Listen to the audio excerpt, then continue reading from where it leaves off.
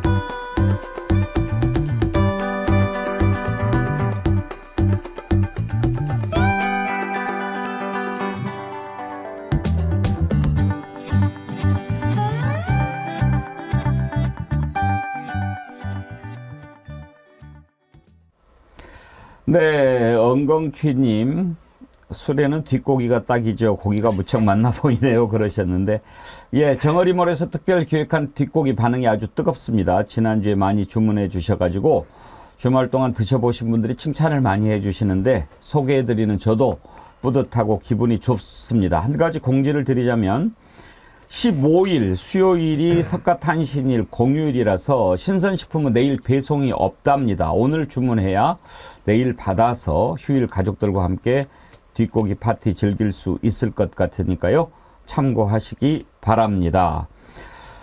여러분들이 만들어가는 백운기의 정치 1번지 좋아요 많이 눌러주시고요.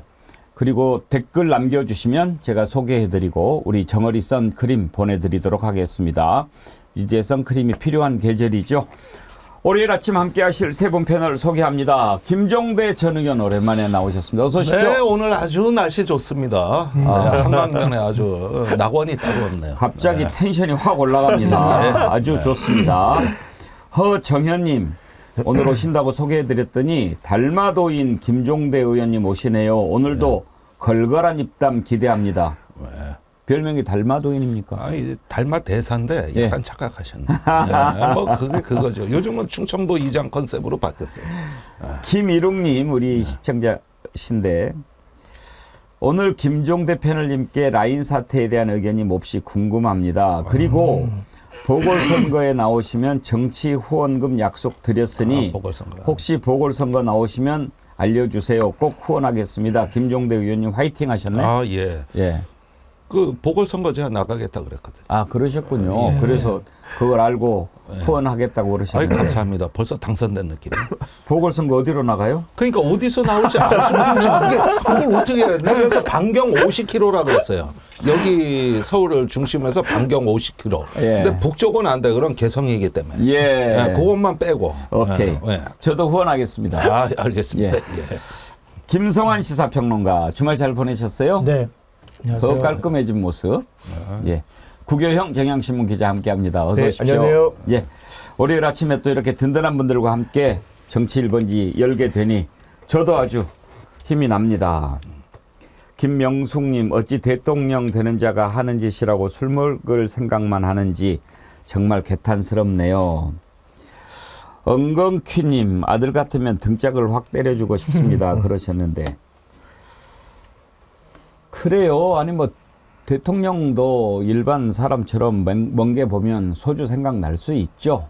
그런데 할 말 못할 말 좀 가려서 해야 되는 거 아닌가요? 참 왜 대통령이 이렇게 국민들을 걱정을 많이 시키는지 모르겠어요. 영천시장에 가서 재래시장 들렀는데 멍게를 보고 한 얘기 한번 먼저 들어봅시다. 진짜 맛있는 건 정말 많이 준비했어요. 아니 뭐 여기에 소주만 한 병 딱 있으면 돼요. 감사합니다.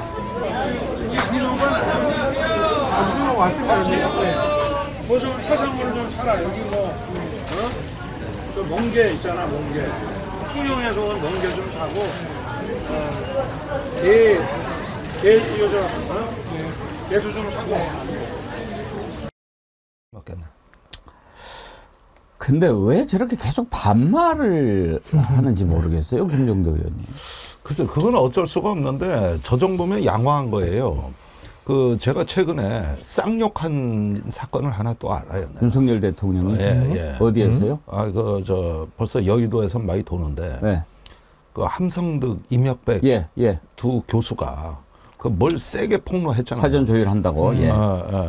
근데 최근에 대통령이 아주 가까운 측근한테 하여간 저기 제일 심한 욕, 개 XX 쌍시옷이 들어가는 예.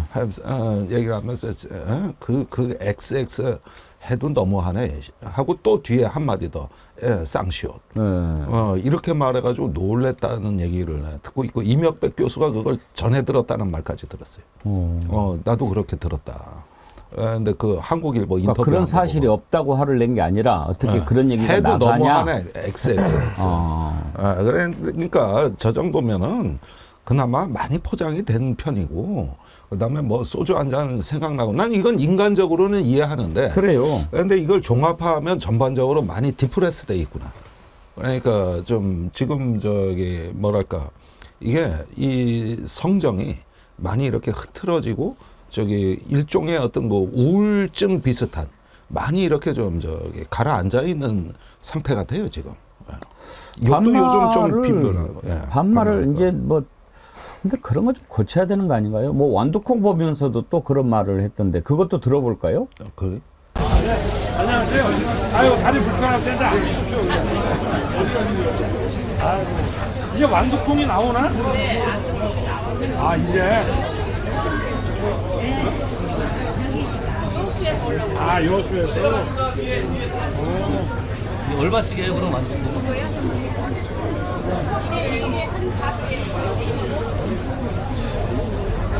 그래서 다 사지 뭐. 다 사서 저 자루 것도 좀 사서. 하여튼 좀 사서 좀 이걸 제가 삶아가지고 사겠습니다. 살짝 삶아가지고 이렇게 밥하고도 먹고 뭐. 김성환 평론가 그 어르신 좀 앉으시죠까지는 좋았는데 그 다음에 또 여수에서 이렇게 좀 그런 걸 뭐라고 혀가 짧다고 그러나 그래요. 아마 기자 시절 때 윤 대통령을 만난 그러니까 검사 윤석열을 만났었던 기자들도 비슷한 생각들을 했을 거예요. 근데 그때부터도 저런 말투였을 거예요. 제가 알기로는. 그러니까 사람들한테 막 하대하는 스타일이거든요. 그러니까 그때 뭐 기자들이 중수부 있었을 때도 많이 가가지고 만났다고 얘기를 하거든요. 저도 만난 기자 얘기 들어봤을 때도 그랬고 그때 말도 그대로 지금 갖고 있다고 보는 게 맞을 것 같아요. 그러니까 사람들한테 뭐 물론 모든 거에서 모든 사람한테 반말을 쓰지는 않겠지만 좀 편하게 얘기를 건넨다고 할 때 저렇게 반말이 툭툭 나오는 사람들 많거든요. 저 언어의 습관이에요. 제가 볼 땐. 다른 사람을 대하는 습관이고요. 그러니까 뭐 아까 뭐 XX 얘기를 하시는 것처럼 조금 자기보다 밑에 있다고 생각하면 반말하고 그리고 또 거기에 대해서 자기 감정을 절제를 못하니까 그냥 막 쌍욕을 하는 이런 스타일이었던 것 같아요. 검사 시절에도 그랬다 그럽니다. 그러니까. 아니 구 기자님 우리가 네. 괜히 트집 잡는 게 아니고 네. 대통령이 움직이는 것은 그야말로 움직이는 것 자체가 역사고 말하는 것 자체가 기록이고 모든 게 다 남잖아요. 네. 그러면 좀 신중해야 되지 않습니까? 그러니까 대통령의 발언 자체가 금원이고 그리고 저작거리에서 하는 말이 아니지 않습니까? 그 파장과 영향력이 경기 절대적인데 이렇게 장사미사의 발언과 다를 바 없이 하는 것 자체가 국민들한테 주는 것들이 효과가 크다고 생각을 하고요. 더군다나 또 멍게를 본 소주를 언급했다고 하는데 자신에 대한 세설의 악평 중에 상당수가 술과 관련된 것이지 않습니까? 그러면 그 문제를 뭔가 언급할 땐 특히나 공개적인 장소에 언급할 때는 뭔가 조심하고 신중할 필요가 있는데 그렇지 않은 걸 봤을 때 뭔가 정말 직접적으로 무언가 대통령에게 조언을 해줄 수 있는 사람이 없는 것이 아닌가를 의심을 하게 되고요. 더군다나 대화의 형식 자체가 반말로 흐르지 않습니까? 뭔가 존대를 하는 게 국민을 말할 때 당연해야 되는데 그런 형식적 원칙을 어긴다는 것 자체가 뭔가 좀 이상하고 주변에 사람이 그만큼 없다라는 증명인 것 같습니다. 네. 근데 전 궁금한 게요. 저거 다 저 사지 뭐 가서 뭐 해먹지 뭐 이렇게 얘기하는데 어디서 누구랑 어떻게 해먹겠다는 얘기인지 모르겠어요. 글쎄요, 그것도 저렇게 안 하거든요. 워낙 잘 드시니까. 뭐 가져가가지고 그러다 이제 관저에서 야 아까 사온 거 멍게 있지? 그거 좀 썰어와. 뭐 이렇게. 뭐 그런 다음에 소주를 한 잔. 야 멍게 보니까 야 그 저기 쟁여놓은 술 있지? 그거 갖고 와. 뭐 그다음에 최재형 목사가 준 술 있지? 그것도 갖고 와. 뭐 이런 식으로.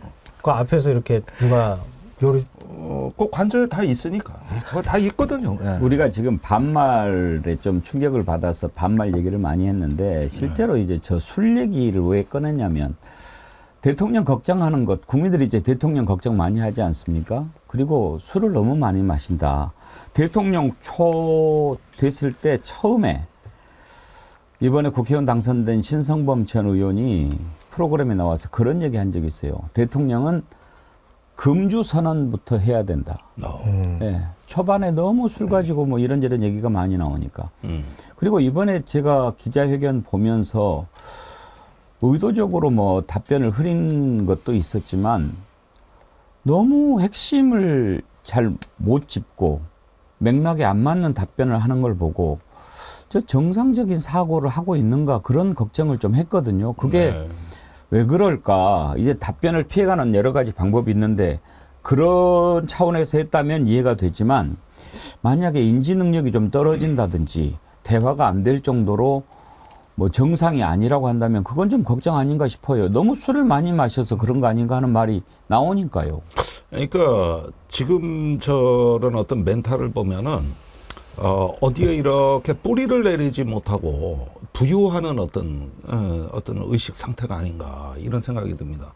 그러니까 기자회견에서도 저기 답변을 못 하겠으면 그 질문에 대해서는 지금 고민 중이라든가 이렇게 그 질문에 대해서는 아직은 제가 답변 드리는 게 시기상조인 것 같다든가 그게 왜 그런가 이렇게 해서 피해가더라도 좀 분명하게 당신의 질문을 나는 이해했다는 정도의 표시는 해야 되거든요. 그래서 제가 이해하기에 이 질문이신 것 같은데 이러면서 이야기는 해줘야 최소한 배려인데 아예 언급을 안 하고 그냥 이렇게 개무시해버리는 이런 어떤 부분들 보면은 조금 우리 백 앵커가 이제 지금 갖고 계신 의문 저기 내 이게 회로도가 정상적이냐 지금 그런 어떤 의심을 불러일으키는 거란 말이에요. 아니 걱정된다니까요. 그러니까 공직자의 언어는 대답을 못 하더라도 그 이유를 대면서 정확하게 해줘야죠. 예. 그래서 이렇게 가르마를 타줘야 되는데 오히려 더 헷갈리게 만들지 않습니까? 조호동님께서요. 대통령 주치의는 대통령 알코올 의존에 대해서 심각하게 생각해야 합니다. 즉시 진료해서 상태를 파악해야 합니다. 이게 뭘 했을 때 술부터 생각나는 거는 사실 좀 의존성이 강하다고 봐야지요. 마리왈왈 77님 민생 행보가 시장에 가서 상인들 걱정은 안 하고 먼 길을 보니까 안주로만 보이니 술만 처먹는 대통령이 대한민국입니까? 이렇게 하셨어요. 그런데 없는 아이디님 아주 재밌는 댓글 주셨네. 언어의 천박술사. 언어의 마술사가 아니고요. 예. 변병환님 아침부터 슈퍼챗을 이렇게 많이 쏘셨습니까? 예, 10만 원이나 보내셨는데 감사합니다. 80년대 학생운동 한자로 학생운동 하셨던 분이라 이거죠. 넥타이 부대로 호헌 철폐 운동했는데 이제는 저자 하야 운동해야겠습니다. 출연자 화이팅 하셨는데 감사합니다. 콩타장님도 슈퍼챗 보내주셨고요. 그런데 지금 이제 민생 탐방이라고 하면서 시장에 가서 멍게 보고 소주 얘기하고 그랬는데 오늘은 말금님 시장 방문해서 완두콩 한 자루 사주는 게 경제 문제 해결인가요? 뭐 그런 건 아니죠. 그런데 꼭 그 민생이다라고 하면은 재래시장 가서 뭐 오뎅 먹고 뭐 집어먹고 하는 걸로 쇼잉을 하잖아요. 민생 문제 해결을 꼭 그렇게만 생각하는 것 같은 식상한 방법이 마음에 좀 들지는 않습니다. 그런데 그 민생 토론회 선거 전에 막 했잖아요. 김성한 평론가. 또 다시 시작한다고 하더라고요. 네. 이번 주부터 빠르면 시작할 것 같고요. 그리고 원래는 이제 지금까지 24차례 했잖아요. 점검회의 2차례까지 하면 26번 한 것인데, 앞으로는 이제 그렇게까지 자주는 못할 것 같고, 그래서 한 월에 2차례? 네. 뭐 그 정도 지금 생각하고 있는 것 같아요. 그리고 민생 토론회라고 말은 했지만 대통령 59분 동안 떠드는 민생 토론회가 무슨 토론회입니까? 그러니까 그거는 형식적으로도 좀 비판받을 소지가 있다고 생각한 모양이에요. 그래가지고 토론회 형식을 좀 바꾸겠다 이렇게 얘기하는데 구체적으로 어떻게 바꿀지는 모르겠고 차라리 이렇게 바꿀 거면 그냥 기자회견 겸해서 그냥 사람들한테 솔직하게 소시민들이 나와서 얘기할 수 있도록 그냥 확 열어놓고 기자들도 가서 자유롭게 질문할 수 있는 이런 형식으로 좀 바꿨으면 좋겠습니다. 근데 그것도 뭐 형식은 좀 바꾼다 그래요. 뭐 형식을 바꾸는데 한 주에 2-3차례 열었는데 월 2회 정도로 줄여가지고 연중 계속 한다라고 하는데 구배영 기자님 민생 토론회가 반응이 어떻습니까? 민생 토론회가 사실은 퍼주기식으로 남발만 했지 실제로 지킬 수 있는 공약이 공표된 게 별로 없었거든요. 그런데다가 오히려 선거 기간 내내 26차례 민생 토론을 함으로써 관권 선거 논란까지 굉장히 불러일으켰습니다. 이런 상황에서 지금 안 간 곳이 경북, 전북, 그다음에 광주, 제주라는 건데 그 네 군데를 가겠다는 것이고 2달에 걸쳐서 가겠다는 것이거든요. 그거 어떻게 해석이 되냐면은 선거 기간 내내 관권 선거 운동을 확실하게 했는데 그래도 효험이 없자 그런 논란이 사후적으로 불거질 수 있지 않습니까? 그렇기 때문에 그런 알리바이를 만들기 위한 차원으로 남은 역할을 수행하는 것 아닌가라는 의심을 하게 돼 있습니다. 아니 민생 토론회다. 그러면 이제 민생을 가지고 뭐 시민들하고 토론하는 거 그래야 민생 토론회 아닙니까? 근데 김종대 의원님 지금 민생 토론회라고 20몇 번 쭉 했는데 토론이 있었나요? 네, 전 민생 토론회가 갖는 어떤 자기 부정이 있어요. 예를 들면 이런 거거든요. 윤 대통령이 얘기하는 자유나 자유권이란 건 기업인의 자유를 얘기하는 거고 정부는 시장에 개입해서는 안 되는 거고 이 시장은 성역화되기 때문에 최대한 어떤 자체적으로 나가는 정부를 어떤 시장 경찰로서 자리매김 해왔던 겁니다. 그런데 이제까지 26번의 민생 토론은 사실상 큰 정부를 지향하고 있어요. 정부가 다 해주겠다는 거예요. 그다음에 이번에 기자회견 때도 기초노령연금을 40만 원까지 인상하겠다 그러고 어떻게 보면은 엄청난 지출을 예고하고 있기 때문에 우리가 이제 이런 민생 토론에서 묻고 싶은 건 뭐냐 하면은 그 대통령이 얘기하는 민생은 무슨 뜻이냐는 것이죠. 어떤 민생을 얘기하는 것이냐. 지금까지는 민생은 낙수 효과라 그래가지고 기업의 자유를 보장하면은 당연히 시장은 활기를 띈다는 전제하에서 모든 정책을 펴왔단 말입니다. 그런데 그렇게 하니까 표가 안 돼. 그러니까 이제는 직접적으로 무언가 자기가 직접 문제 해결을 해줄 것처럼 전면에 나섰는데 이렇게 되면 본인이 얘기했던 자유를 다 부정하는 흐름을 만들어 버리는 거거든요.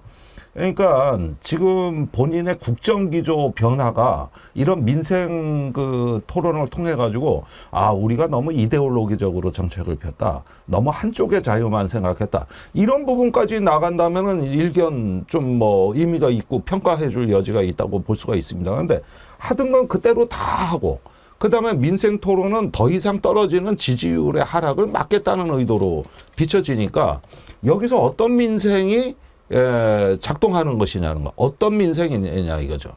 그리고 정부가 나서서 다 해주는 식으로 돼버리니까 그러면은 왜 여태까지 그 부자 감세를 했으며 기업에 대한 어떤 뭐 상속세부터 법인세까지 다 감축한 그렇게 해서 민생이 될 수 없는 구조를 설명을 해야 될 거 아닙니까? 예? 그런 걸 설명을 할 수 있어야 논리적이고 일관된 책임 정치 아니냐 이 얘기예요. 예, 근데 윤석열 대통령 얘기를 너무 많이는 안 하려고 사실 생각합니다. 지난 주말에 제가 아주 존경하는 분께서 이런 글을 보내주셨어요. 한 주도 수고 많았네. 백운기 정치 1번지가 윤석열로 시작해서 윤석열로 끝나다 보니 약간 식상함과 지루함도 있는 것 같네. 이제 100회가 넘었으니 정어리 방송이 상어와의 싸움만 있는 것이 아니고 그러니 기존 프로그램 외에 뭔가 희망과 사랑이 풍겨나는 희망 정치 코너도 만들어서 방송을 하고 그러면 좋을 것 같네. 시원함만 있는 것이 아니고 따뜻함과 마음속에 잔잔한 감동도 있는 품격 있는 방송으로 발전시켜 나가면 어떨까 싶네. 기존 정치 관련 유튜브 방송을 듣다 보면 천편일률적으로 극단적인 요소로 가득 차 있어서 아쉬움이 많아 사족을 달아보네. 한 가지 하나만 더 소개해 드릴까요? 좋은 글이니까. 그들과는 완전히 수준이 다른 한국 정치를 새롭게 변화시키는 깨어있는 국민들의 유튜브 방송이 되었으면 하네. 이런 글을 보내주셨는데 훌륭하신 분들이에요. 예, 제가 이걸 보고 참 많이 느꼈습니다. 그렇지 않아도 이제 선거 끝나고 좀 너무 대결 국면에서 우리가 이제 치열하게 싸웠는데 이제는 좀 새로운 국회 출범을 앞두고 어떻게 하면 나라가 잘 되고 좀 희망적이고 뭐 이렇게 좀 하려고 생각을 하는데 참 안 돼요. 그 이유가 뭔가? 네. 또 제가 한 가지 주말에 그런 생각을 했습니다. 이제 새로운 국회 앞두고 협치하지 않습니까? 근데 협치가 뭡니까? 협치라고 하는 것은 상대방과 힘을 합쳐서 뭔가 앞으로 잘 가게끔 하려고 하는 것이 협치인데 지금 전혀 바뀔 준비도 안 돼 있고 잘못을 계속 저지르고 있는데 최소한 또 이창명주에 대해서 사과 한마디라도 했으면 우리가 그 부분에 대해서 협치의 여지가 있을 텐데 잘못한 것 인정도 하지 않고 그냥 넘어가려고 하고 이창명주에 대한 심판을 먼저 해야 그 다음에 협치든지 뭐든지 할 거 아닙니까? 그렇지 않고 그냥 뭐 같이 한다고 그러면은 그건 협치가 아니고 야합이죠. 야합해가지고 어떻게 앞으로 나갈 수 있습니까? 참 이 형님의 말씀을 듣고 제가 참 그 많이 자신을 돌아보면서도 그래도 고칠 건 고치고 해야 되는 거 아닌가 그런 생각했어요. 김성환 평론가님 영패가 삐뚤어졌습니다. 아, 그런가요? 제 발언기에 달라고 제가 일부러 삐뚤게 해놨습니다. 삐딱선 정신 좋습니다. 네. 그러지 않아도 오늘 저희도 그런 얘기 아침에 잠깐 했었는데요. 한겨레신문 곽정수 선임기자가 칼럼을 썼어요. 칼럼 제목이 윤 정부는 국정기조가 있기는 한가? 이거예요. 기조가 없는데 뭘 기조를 바꾸라 그러냐. 이 얘기를 하는 거거든요. 그러니까 지금 방금 전에 말씀하셨던 것처럼 민간과 시장이 주도하는 경제를 만들겠다. 그래서 자유시장 경제를 얘기하잖아요.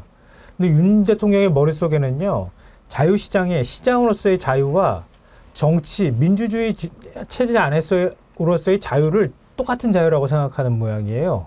그냥 동일선상에다가 놓고 있는 거예요. 그냥 자유니까 그냥 다 자유로워야 해. 이런 생각을 갖고 있는 것 같은데 정치 의미에 있어서의 자유라고 하는 것하고 시장에 있어서 자유는 좀 다른 맥락의 의미를 갖고 있거든요. 근데 추상적인 자유란 개념만 머릿속으로 생각하는 거예요. 근데 민간하고 시장이 주도하는 자유를 하려면 정부가 개입을 적게 해야 되잖아요. 근데 어느 때 가가지고는 기업들한테는 기업할 자유를 얘기하면서 법인세 깎아주고 다 감세하고 어디 가가지고는 물가 오르니까 기업들 막 팔목 다 비틀어가지고 은행도 비틀고 은행도 비틀고 자기 하고 싶은 대로 그냥 하는 거예요. 그 자기 마음대로 하는 거예요, 사실은. 그게 비자유적 방식이었죠. 그러니까 국정 기조가 없는 거예요, 사실. 네. 자기 마음대로 하는 거예요. 어디서 그게 나왔는지는 모르겠지만 어설프게 배웠나 봐요. 네. 그러니까 저는 좀 국가적인 차원에서 말씀을 드리자면은 우리가 2003년에 조지 부시가 그 이라크를 조지고 부셨습니다. 완전히 조졌는데, 근데 이게 그냥 전쟁이 아니라 그 직전에 3,800억 달러 부자 감세를 했어요. 예. 그러니까 전쟁 중에 감세한 200년 미국 역사상 최초의 사례였습니다.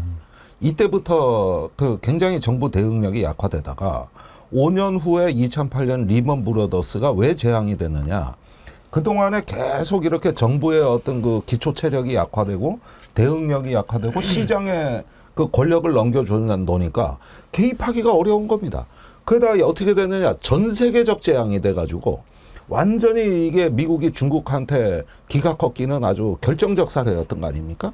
그러면은 지금 정부가 지금 나는 그때 2003년 조지 부시 정부의 문턱에 섰다고 보는 거예요. 지금 그 시장에서 이 어떤 그 건강하게 작동할 수 있는 기초 체력이 확 떨어졌어요.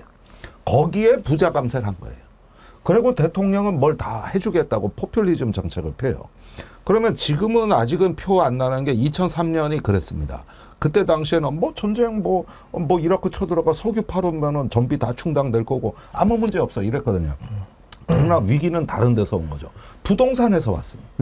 그러면은 지금 우리가 처해 있는 상황이 유사하다고 보는 것이 지금 뭐 부동산 PF 언제 터질지 모르는 시한폭탄이고 또 나아가서 지금 많은 어떤 이 어떤 가계 부채라든가 불평등 구조에서 나타나는 이제 어떤 위험 신호들이 쭉 오는데 지금 정부의 그 58조 재정 적자에다가 세수 결손 1분기에 저 거의 뭐 지금 역대 최고의 저기 세수 결손이 이래 되면은 나중에 정책 수단이 없어져요. 할 수가 없습니다.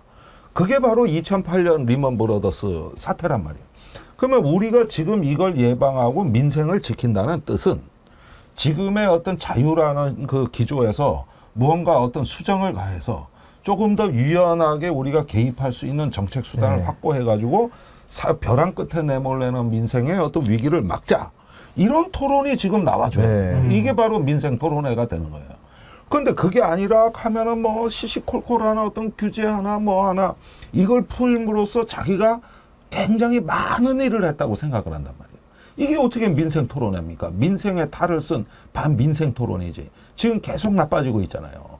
저는 그게 아쉽다는 거예요. 경제 얘기가 나왔으니까 말씀드리지만 그 기자회견에서 물가 문제 잡을 때 수백억 정도면은 뭐 물가 잡을 수 있다고 얘기를 하잖아요.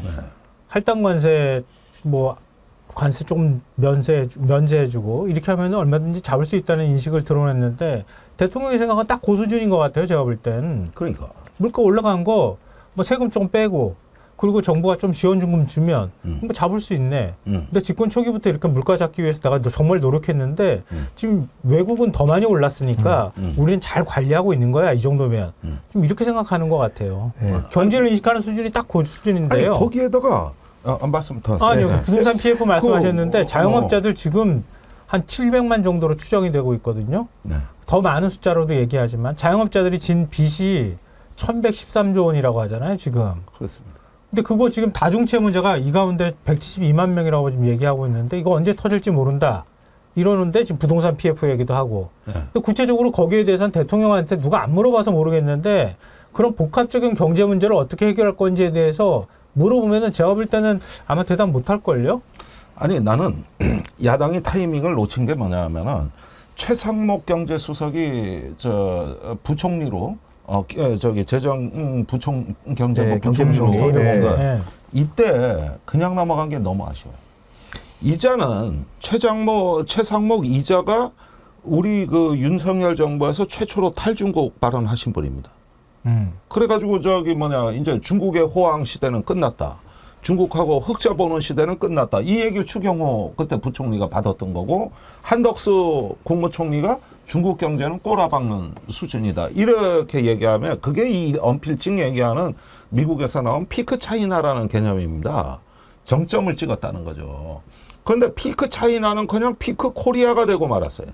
그러니까 정점 찍고 내려가는 건 중국이 아니라 한국이 돼버렸단 말이에요. 그래가지고 지금까지 대중국 수출 20% 감소하게 만든 요 주범들이 한 명은 원내대표, 한 명은 경제부총리예요.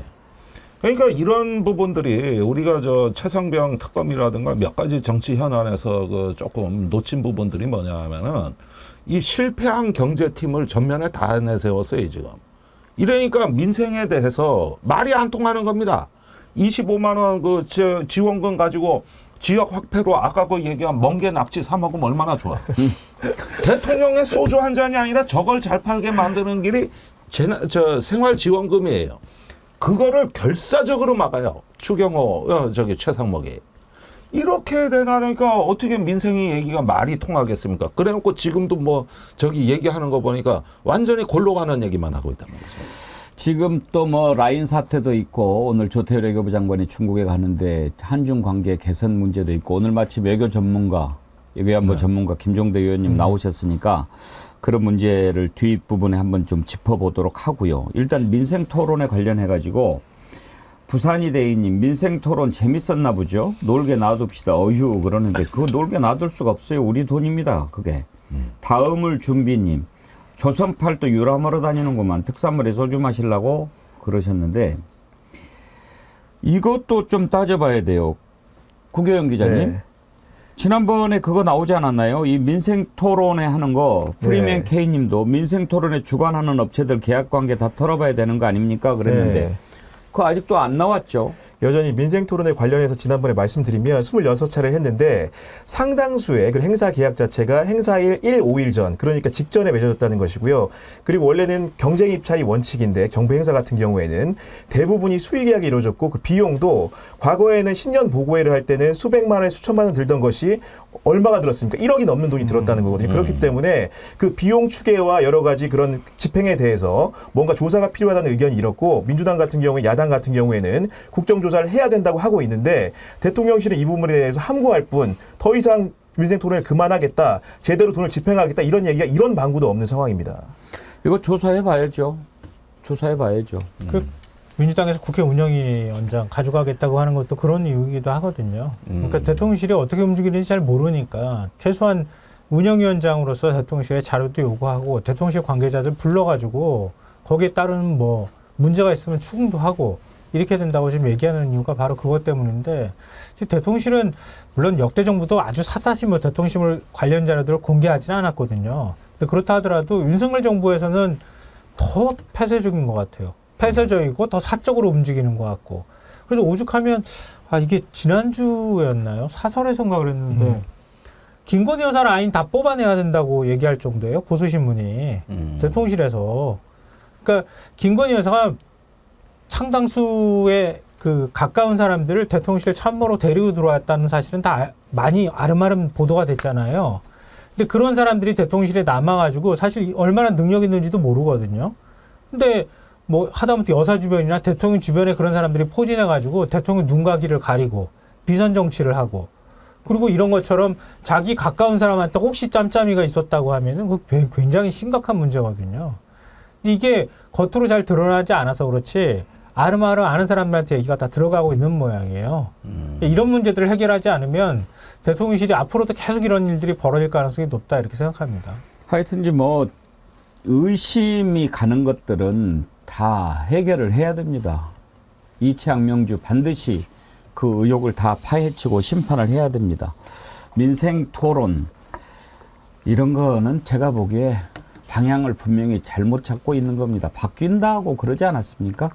바뀌어야죠. 바뀌기는 뭐가 바뀝니까? 전혀 바뀌지 않고 있고, 민생 토론도 하려면 제대로 해야죠. 홍철호 정무수석이 그런 얘기를 했다고 그러더라고요. 윤석열 대통령한테. 대통령은 국민들 눈물이 있는 곳에 계셔야 합니다. 그러니까 윤석열 대통령이 그렇게 하겠다.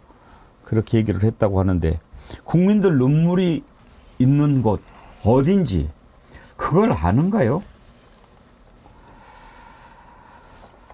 민생 토론회 다시 시작하면 한번 좀 그 짚어보기로 하고 이 내용 살펴보겠습니다. 지금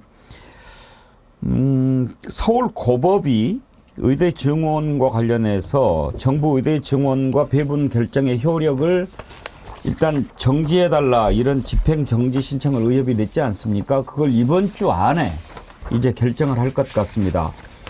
지법에서는 각하했어요. 대체로 이런 경우 뭐 정부 정책들은 각하를 많이 하죠. 그런데 고법은 좀 판단이 이상할 것 같습니다. 왜냐하면 고법에서 재판장이 그거 다 객관적이고 과학적으로 추산을 했다고 그러는데 그 근거 자료를 그럼 한번 갖고 와 보세요. 2,000명 제대로 했나 보게.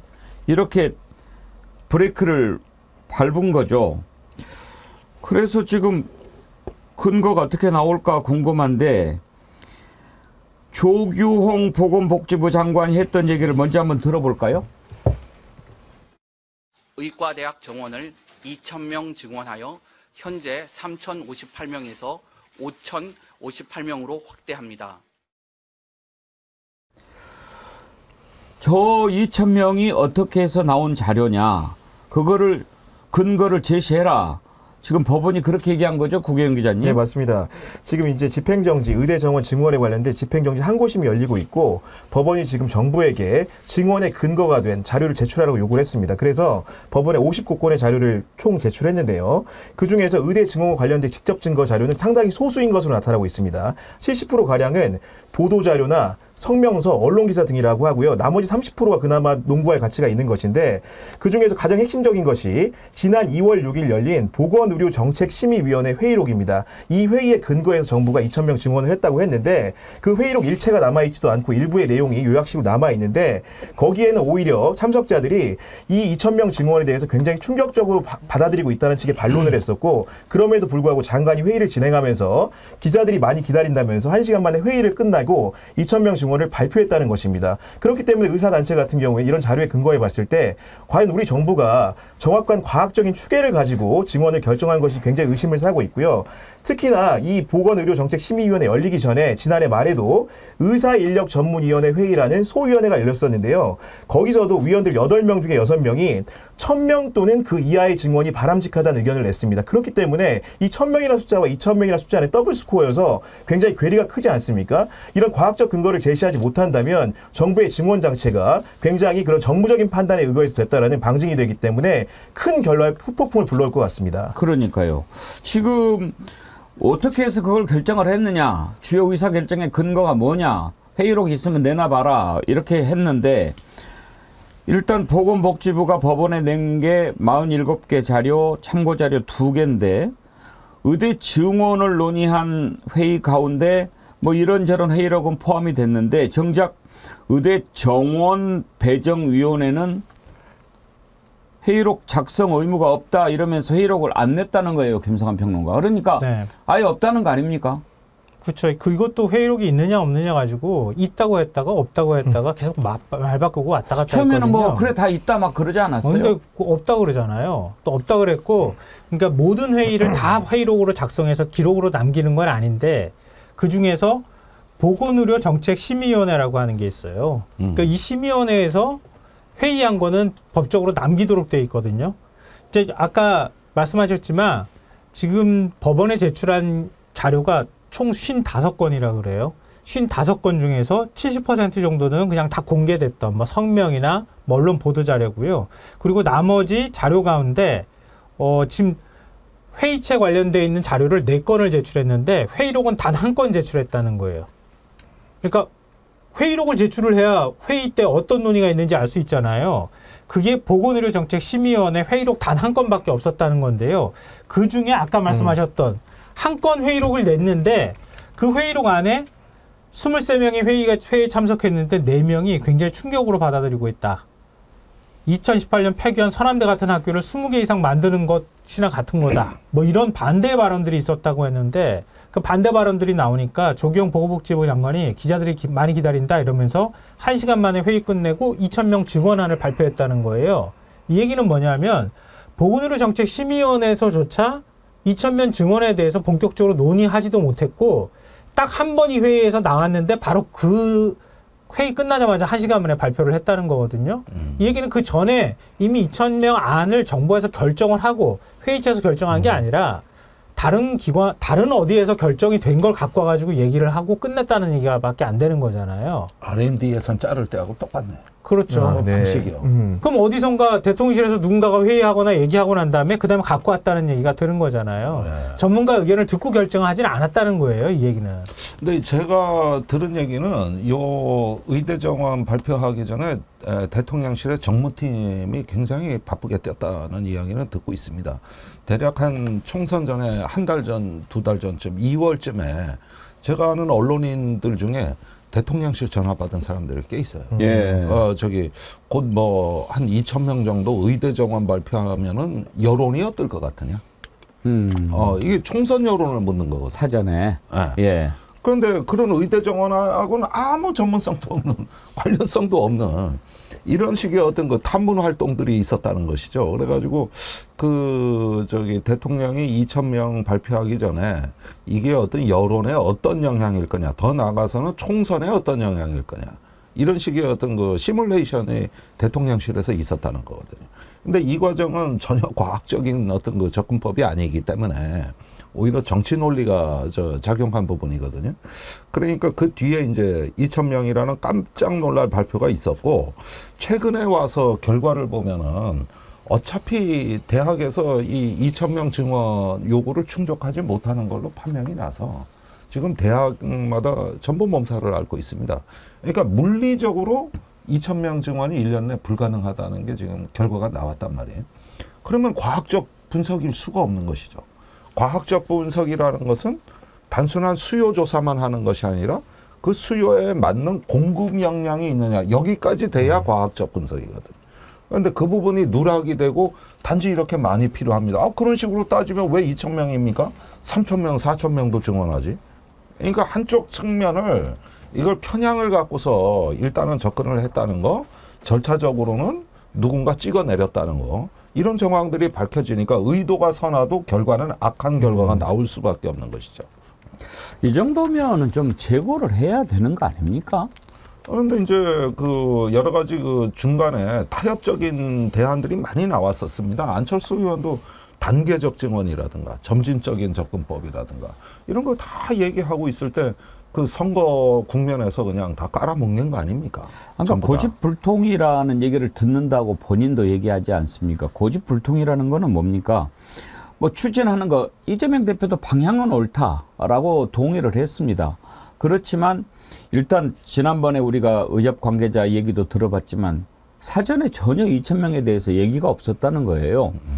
왜 2,000명이 늘어나야 되는지 그걸 의사들 쪽에다가 먼저 설득을 한 다음에 추진을 해야지요. 그래도 반발이 있을 텐데 아무 근거도 없이 2,000명 이렇게 해버리면 의사들이 지금 의대 늘려주기로 배정을 다 이렇게 했는데 몇몇 국립대는 아예 지금 안 하기로 막 그렇게 한 거 아닙니까? 네.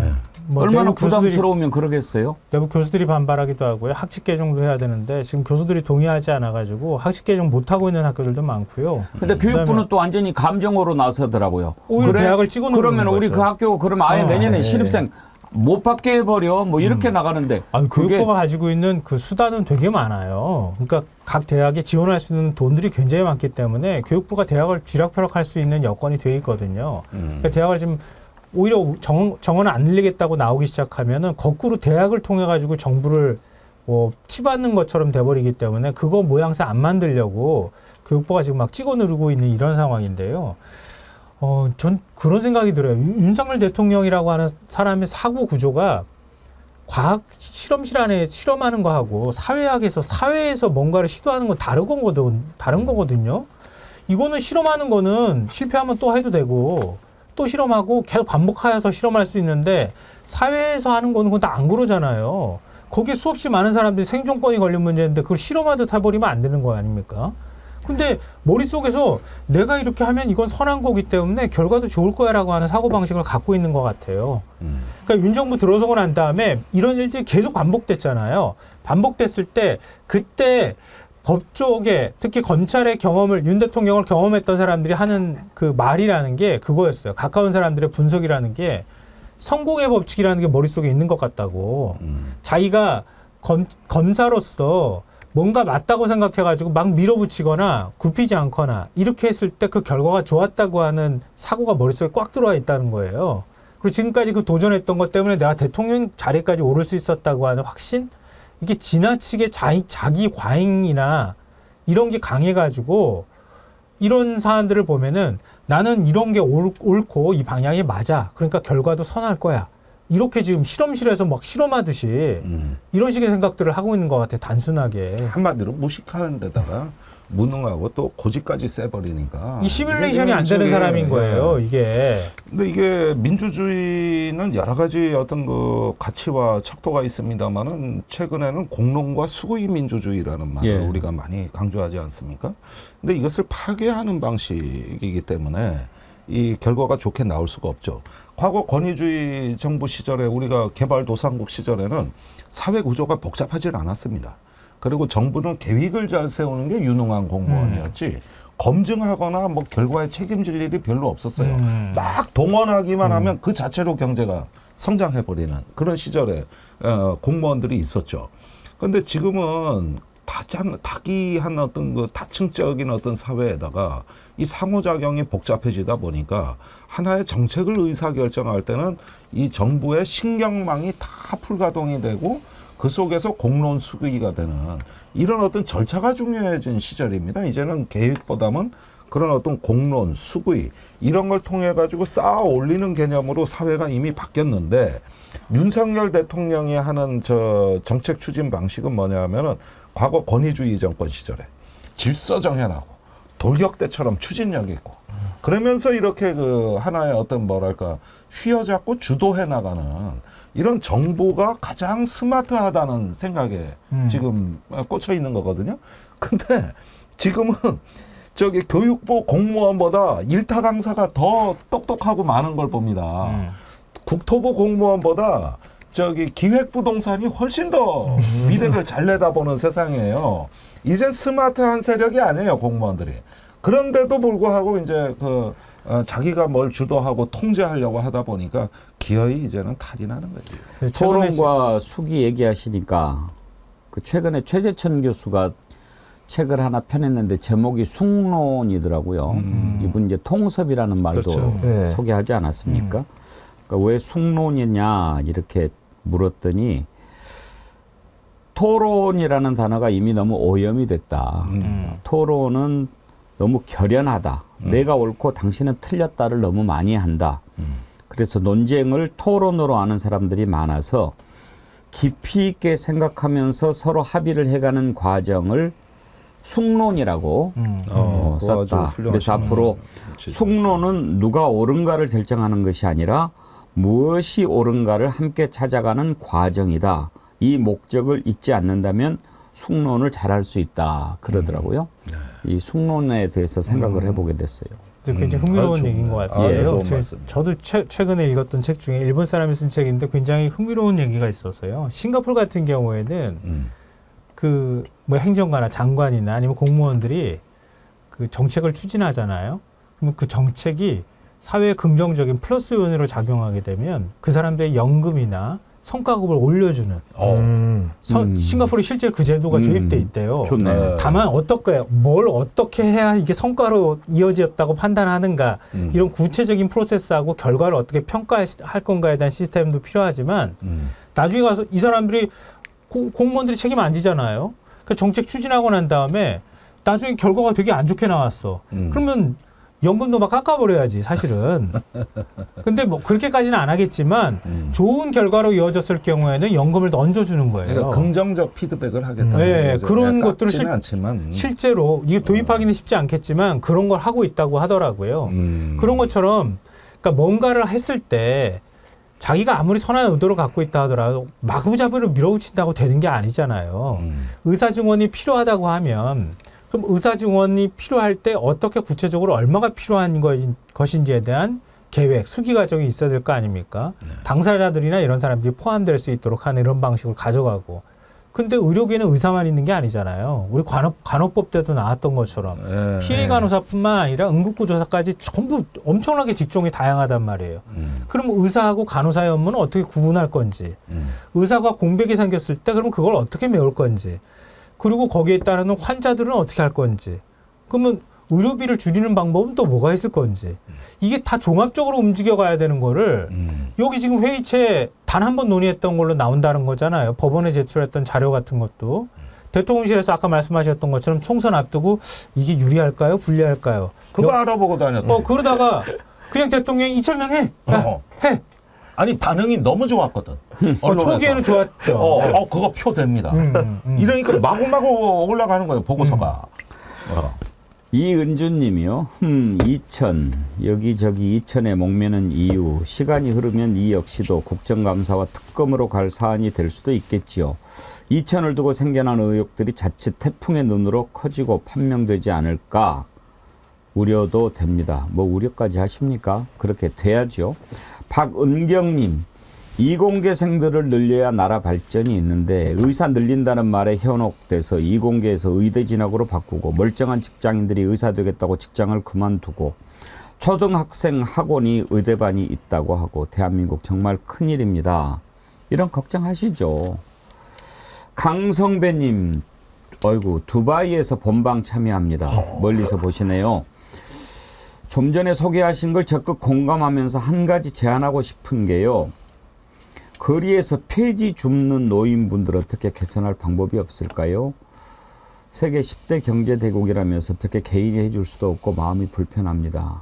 예, 그 마음 충분히 이해됩니다만 가난한 나라님도 뭐 구제하지 못한다라는 말도 있고 또 이렇게 힘들게 계시는 분들도 있는데 폐지 줍는 분들을 꽤 많이 있으신데 그것도 또 폐지값도 내렸다고 또 아니 그 부분은 제가 말씀을 드려야 되는데 중국 폐지가 들어오면서 킬로그램당 50원까지 떨어졌었어요. 이게 4년 전 통계입니다. 그러면 하루에 정말 열심히 해야 2만 원 벌어요. 그 우리 도로에 위험하게 막 수레 끌고 가는 그런 장면들 많이 보셨을 거예요. 특히 지방 중소도시가 더 심해요. 그러면 이분들이 예를 들면 인구 50만에서 70만 되는 도시를 기준으로 하면은 노인들이 폐지로 해가지고 그 싼 50원 키로당 50만 원으로 해가지고 연간 20억 내지 30억 벌었습니다. 그 노인들 전체 소득이. 그랬는데 이마저도 안 사주기 시작을 하니까 하나둘 없어지다 무슨 일이 생겼냐 하면은 이걸 갖다가 이제 시에서 수거하기 시작했어요. 그러면은 뭐 분리수거 이런 데 가가지고 막 이제 공무원들이 수거를 해가지고 소각장으로 보내거나 재활용 센터로 보내야 돼. 이 비용이 200억이 든 거예요. 200억에서 300억. 그러면은 차라리 그 200억에 300억을 그분들 생활보장을 해주고 이걸 근로로 인정해줘서 지원을 했으면은 시의 그 소각 비용이 오히려 줄어들고 환경오염도 적게 되는 거예요. 그런데 이런 것들이 불운시된 거죠. 예산이 다 깎여 나가고 시작을 해가지고 재활용 센터 다 하고 뭐 싼 중국 폐지 있는데 이러니까 기업도 손 놔버리고 이러다가 이제 비극이 일어나기 시작을 한 겁니다. 이게. 그래가지고 그나마도 기회가 없는 분은 여기 기초생활자 팻말 들고 나온다고 내가 먼저 죽게 해달라는 뜻이에요. 내가 정말 가난합니다. 이 얘기를 하는 거거든요. 근데 오늘날 요즘 서울 시내 거리가 많이 지저분해졌습니다. 지난 지방선거 때 국민의힘 구청장들이 많이 당선이 되니까 노인들 공공근로 일자리 예산 퍽퍽 깎아놓으니까 요즘 청소도 안 하고 길가에 담배꽁초가 옛날에 비해서 2배, 3배예요, 지금. 그러니까 이런 걸 해서 그 작은 일자리라도 그 적은 수익이라도 이걸 왜 국가가 지원해줘야 되면서 자유의 개념으로 이걸 해놓으니까 우리가 사회적 비용을 그 10배를 치르고 있습니다, 지금 이게. 그러니까 말씀하신 대로 우리가 돈 없다 이런 얘기를 하는 바가 아니라 그 적은 돈이라도 안 쓰면 더 큰 돈을 쓴다. 이렇게 봐서 좀 정책을 풍부하고 이렇게 통찰력 있게 이렇게 본다면 이런 부분들 다 우리가 개선할 수 있는 정책들이란 말이요. 그런데 안 하는 거예요. 왜? 그놈의 자유 때문에. 그다음에 뭐 돈 없다는 얘기 때문에 이런 거예요. 그러니까 기본적으로 개념이 없어서 그래요. 그리고 거기 자기들의 이념에 과잉 경도돼 있는데요. 왜냐하면 문재인 정부 때 공공일자리 노인들 그 예산 많이 늘렸거든요. 그러니까 그 당시에 지금 국민의힘 의원들이 그렇게 공격했어요. 노인 일자리만 늘리고 질 좋은 일자리는 오히려 줄어든다. 이 통계 착시 만든다. 이렇게 공격했거든요. 근데 그럴 때 저도 그때 토론 막 하고 그랬지만 노인 일자리 이 문제는 사회 노인 복지랑 관련돼 있다. 노인 빈곤율하고 관련돼 있는 거기 때문에 이거 함부로 건드리면 안 된다. 이걸 어떻게 좋은 방향으로 끌고 나갈지 고민해야지 예산 깎는다고 될 문제가 아니다. 그랬는데 윤정부 들어서자마자 먼저 그거부터 손댔어요. 확 깎아버렸어요. 그리고 노인 일자리를 그게 그냥 가지고 주는 돈이니까 그건 하지 말고 60세 이상한테 기업에다가 돈을 주면 기업이 60세 이상 노인을 채용하게 만들겠다. 그래서 그런 방식으로 예산을 확 돌려버렸어요. 노인들이 아우성이 나고 난리가 난 거죠. 그 일자리 줄어드니까. 예산을 또 확 또 늘렸어요. 거꾸로. 늘리고 난 다음에 올해 선거 있으니까 올해 선거 전에 노인 또 표 생각해야 되잖아요. 그 공공일자리 예산 거의 대부분을 올해 상반기에 다 집행하는 걸로 확 다 뿌려버렸어. 그 하반기에는 지금 대안이 없어. 대안이 없죠. 노인 일자리 없어지는 거예요. 늘릴 돈 또 재정도 뭘로 채우겠습니까? 그걸. 그러니까 이때부터 시작되는 우리가 사회적 비용과 앞으로 추가될 재정 부담을 계산을 해야 되는 거거든요. 그러니까 어느 사이에 우리는 하잘 것 없고 비루하게 봤던 노동도 우리를 지켜주는 하나의 팩터였다는 거. 이런 점들을 계산한다면은 단순히 어떤 그 단기적인 어떤 그 포퓰리즘 갖고 정책을 접근했다가 얼마나 우리가 많은 사람들에게 고통을 주고 있는가. 또 그것이 얼마나 많은 사회적 비용을 오히려 부풀렸는가를 지금은 그런 걸 되돌아볼 때가 됐습니다. 근데 내가 무슨 이런 얘기를 해도 문제는 대통령이 못 알아듣는다는 거예요. 내가 이 얘기를 해도. 알아들어야. 그리고 만약에 말이죠. 이런 식의 어떤 그 사회 정책을 안보 문제에도 똑같이 적용했다고 하면 정말 끔찍해지는 겁니다. 이번에 총선 때 북풍이 왜 없었는지 아십니까? 미국이 전략자산 안 보내준 거예요. 한국에 3월에 한미연합훈련에. 2월에 저기 뭐라 그랬습니까? 정부가 역대급 전략자산이 전개될 거다. 3월 훈련에 선거 코앞에. 그래가지고 우리는 난 밤에 잠이 안 온 게 이거였다고. 미국이 그랬는데 공교롭게도 중동 사태가 악화되니까 하나도 안 왔어요. 항공모함 하나 안 왔지, 잠수함 안 왔지, 폭격기 안 왔지, 맨날 오던 것도 안 왔어. 그러니까 역대급이 아니라 역대급으로 초라해지니까 북한이 대응할 일이 없어진 거예요. 예. 그래가지고 선거 때 안보 논쟁이 스킵이 된 거예요. 이거는 천원입니다. 옛날에 셀리그 해리슨이라는 그 미국 학자가 한겨레 그 90년대 말에 쓰는데 한국 국민들은 이제 중동의 불행이 한반도의 희극이라는 불편한 진실에 익숙해질 때가 됐다. 이번이 또 그래서. 그랬는데 이게 안보 문제도 저렇게 이렇게 사회정책 접근하듯이 충동적이고 즉흥적이면 그러면 외골수의 편향이 된다고 한번 생각을 해보세요. 다행히 이번에 아무 일도 없었길래 망정이지. 그러니까 이게 불안한 거예요. 우리가 보기에는. 천원이라고 하셨는데 혹시 미국이 그러니까 바이든이 별로 윤석열 정부 도와줄 생각이 없었다고 볼 수도 있는 거 아닙니까? 없었고 아니 왜 혼자 전쟁한다고 난리냐고. 제2의 천안함 사태가 난다고 그러니까 더 안 보냈는데 여기서 한 가지 우리 미스테리를 풀어야 됩니다. 그 사라진 워싱턴 선언. 작년 4월에 워싱턴에 간 윤 대통령이 전략자산 전개 정례와 가시화를 합의했어요. 예. 이게 워싱턴 선언이에요. 네. 그러면 첫 번째 시험대가 올해 한미연합훈련이었는데 이때는 미국이 작년에 약속해 준 대로 대대적으로 그냥 다 끌고 온다. 이게 2월까지 판이었습니다. 그랬는데 한 개도 안 온 거예요. 이러면서 한미 관계 이게 지금 엄청난 불협화음이 발생이 됐는데 그 과정에서 작년에 합의했던 워싱턴 선언이 휴지 조각이 됐다 이겁니다. 이게 어떻게 보면 민주 세력이 선거하는 데는 또 굉장히 유리한 판을 조성했고 또 한반도에 그나마 고조되던 그 위기를 확 가라앉힌 거예요. 이게 이런 부분에서 윤 대통령이 지금 좀 크게 실망하고 있을지도 몰라요. 근데 그 미국 입장에서는 윤 대통령을 믿겠습니까? 그죠, 그것도 못 믿는 뭐, 거죠. 그리고 주도권은 미국이 가져야 될 필요도 있을 거고요. 믿지 못하는 것도 있을 거예요. 그러니까 가만 내버려 두면은 더 점점 더 적대적인 관계를 만들어가는 건데 그렇습니다. 미국이 보면은 더 불안한 상황이 되는 거잖아요. 그런 부분에 대한 얘기를 할 것 같고 뭐 이게 너무 좋은 문구라서 이거는 꼭 한번 제가 들려드리고 싶은데요. 그러니까 브라질 신학자 알데르 카마라라는 사람이 한 말이에요. 가난한 사람들에게 음식을 주면 성인이라고 부르지만 왜 그들이 가난한지 물으면 공산주의자라고 부른다. 그렇죠. 그러니까 윤 대통령은 자기가 성인이 되고 싶은 걸 수도 있겠는데 뭐 약자 복지 가지고 계속 얘기하는데 왜 그들이 가난해졌습니까? 구조적인 거 들여다보고 대안을 만듭시다 이러면 너 공산주의자지 이렇게 얘기를 하는 거예요. 이런 방식이라는 거예요. 복지 문제를 접근할 때. 저도 한 가지 명언을 소개해드리고 싶습니다. 간디의 묘비명에 7가지 제약이 나옵니다. 그 중에 뭐 노동이 없는 부라든가 어떤 그 인간성이 없는 과학이라든가 이런 것들 다 죄악이라 그랬는데 제가 본 것 중에 철학이 없는 정치 이게 1번으로 나와 있거든요. 그렇죠. 그러니까 쉽게 말하면 골빈 놈이 정치하면 안 된다는 거예요. 이게 말만 그냥 하는데 실제로는 공허해서 그러니까 그 공허함을 메우려고 건진 찾고 청동 찾고 뭘 이렇게 자꾸 그 자기의 어떤 계시 확신으로 이렇게 빈곤한 철학을 보완하려고 하는 이런 어떤 그 비행이 나오고 이러다 보니까 간디가 봤을 때는 7가지 죄악 중에 최고의 죄악은 철학이 없는 정치다. 이게 묘비명에 나와요. 지난 대선 때 윤 대통령이 실언을 쏟아냈잖아요. 아프리카 발언이나 이런 거 했을 때 그 바로 직전에 전문가들을 만나서 일종의 수업을 받았다고 그런 얘기를 했어요. 주워 들은 얘기를 자기 얘기인 것처럼 막 유창하게 막 하는 걸 되게 좋아하는 사람이란 말이에요. 그러다가 실수하는 거예요.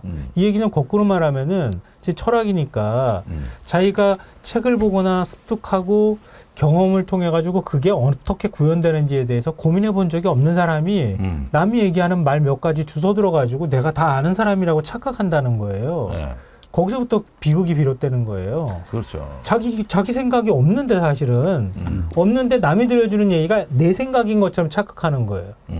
근데 이게 현대 정부 기능을 이해하는 권력자라면은 오늘날의 이 정책 결정이나 하나의 어떤 행정의 집행이라는 것은 굉장히 많은 이해관계자가 참여하는 어떤 하나의 집단지성으로 완성돼 가는 거고 지금 이 순간에도 끊임없이 진화하는 겁니다.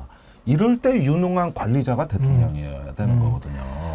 근데 지금 이런 부분들을 얘기하는 참 우리도 슬프다는 느낌이 드는 게 그런 연구가 너무나 많이 돼 있고 축적되어 온 이 대한민국에서 여기서 그 많은 시행착오를 거쳐서 이렇게 어떤 그 진화되어 온 이런 어떤 우리 사회 체제에 대해서 저런 권력자가 나오면 우리가 자신감이 확 떨어지는 거예요. 우리 시스템 믿을 수 있나? 이러다가 뭔가 잘못되는 거 아니야? 그러니까 자꾸만 불필요한 비용을 만들게 만드는 거죠. 사람이 불안해지는 거거든요. 이게 대통령의 비용입니다. 우리 김종대 의원님 나오시니까 역시 정치를 본 지가 아주 식탁이 풍성해집니다. 아니 오늘 사회자가 갑자기 품격이 있어져가지고 내가 좀 당황했어요. 그래가지고 내가 좀 맞추기가 힘들어 내가지고. 예. 자, 여러분과 함께하는 백운계 정치 1번지. 잠시 후 2부에서는 이창용주 심판 이제 준비하고 있는 야권의 모습 그리고 국회의장 후보로 민주당에서 추미애 당선인과 우원식 후보, 우원식 의원 두 사람 간의 대결로 압축이 됐는데 이것도 한번 전망을 해보도록 하고요. 라인 사태, 한중 관계 이런 내용도 다뤄보도록 하겠습니다. 이금예님, 정어리 회원님들 건강하시죠? 80 할머니는 독일에 왔습니다. 우와. 그런데 여기는 과일, 야채가 싸네요. 먹으면서 우리 국민들 생각이 납니다. 빨리 우리나라 경제가 좋아지길 바랍니다. 여기 시간은 5시입니다. 새벽이신 거죠? 아이고. 여러분들 건강하십시오. 내일도 이 시간이 기다려집니다. 하셨는데 감사합니다. 차 기수님, 저는 생활지원사를 하고 있습니다. 올해부터 밑도 끝도 없이 활동 시간을 늘려서 선생님들과 어르신들을 더 힘들게 만들고 있습니다. 신문고에 전화를 해봐도 무조건 따르라고만 하네요. 정말 생각 없는 정책들에 저희 서민들만 죽어납니다. 백운경크님, 우리들의 소리도 좀 알려주세요. 그러셨는데 이런 분들이 한두 분이겠습니까? 예. 2부 이어가기 전에요. 상강뜰님이 쇼츠라고 하기엔 좀 길죠. 3분 넘는 동영상 만들어서 정리해서 보내주셨는데요. 감사합니다. 이거 한번 듣고 그리고 정어리몰 뒷고기 광고 보고 돌아오겠습니다. 이번 총선이 나의 운명을 결정한다. 계속해서 독선과 불통으로 가면 우매한 국민들이 매정하고 박절하게 대하지는 않겠지.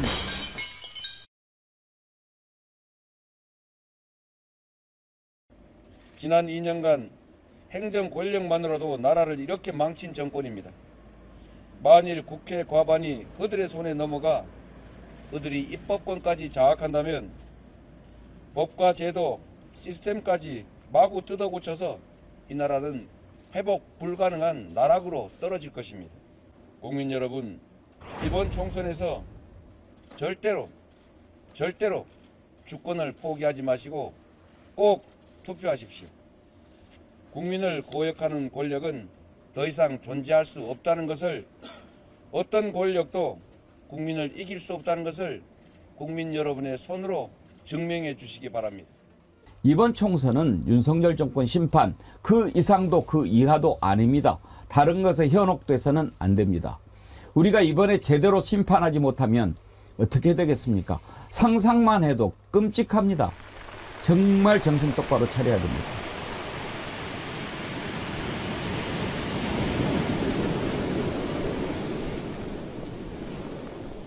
고 최상병 사망 사건을 비롯한 윤석열 정부의 5대 실정을 한 글자씩 다 이채 양명주라 규정하며 정권 심판론을 부각했습니다. 이태원 참사 책임졌습니까? 최상병 사건 책임졌습니까? 그들이 양평 고속도로 갑자기 왜 휩니까?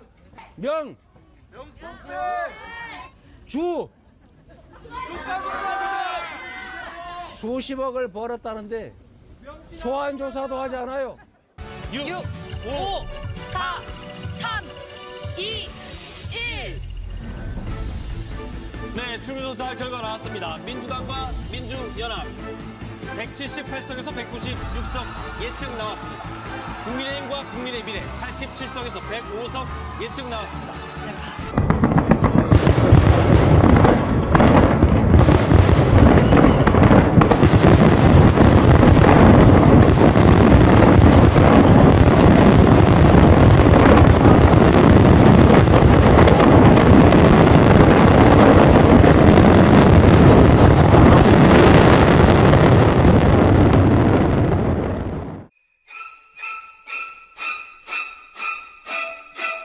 이제 어떻게 하지?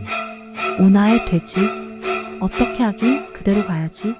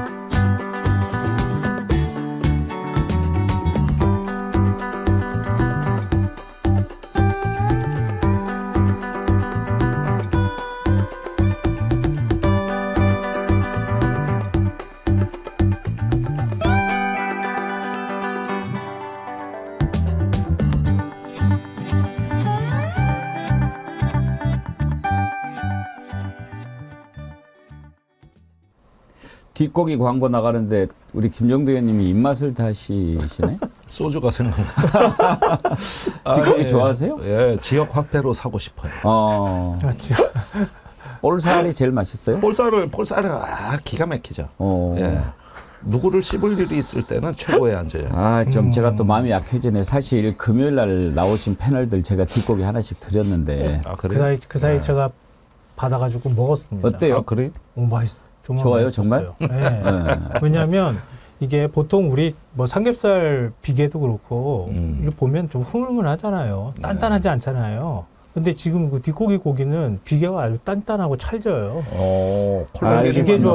비계 좋아하시는 분들은 되게 좋아요. 나 이번 달 좀 지출이 많겠네. 우리 김성환 평론가 금요일을 드렸는데 오늘 또 나오신 김정대 의원님, 구교영 기자님 제가 또 안 드릴 수가 없네요. 네. 제가 하나씩 드리도록 하겠습니다. 아니 꼭 뭐 얻어먹으려고 하는 소리는 내가 사서 먹을게요. 아니 그 보니까 야 볼살 맛있겠다 그러시는데 제가 엄청 마음이 약해졌습니다. 예. 보내드리도록 하겠습니다. 알겠습니다. 예.